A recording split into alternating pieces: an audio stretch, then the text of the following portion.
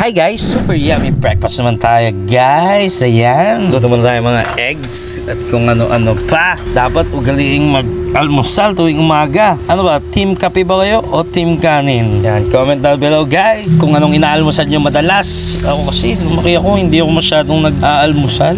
Parang magtatanghalian na ako bago kumain. Kaya tamad ako minsan eh. Ganon din ba kayo guys? Pero dahil may anak na tayo guys, kakain na tayo almusal at magluluto na tayo lagi.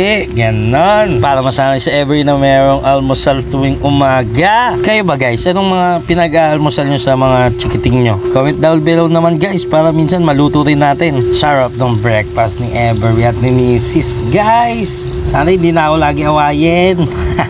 Ang sarap ng tunog ng mga prito guys. ASMR muna tayo.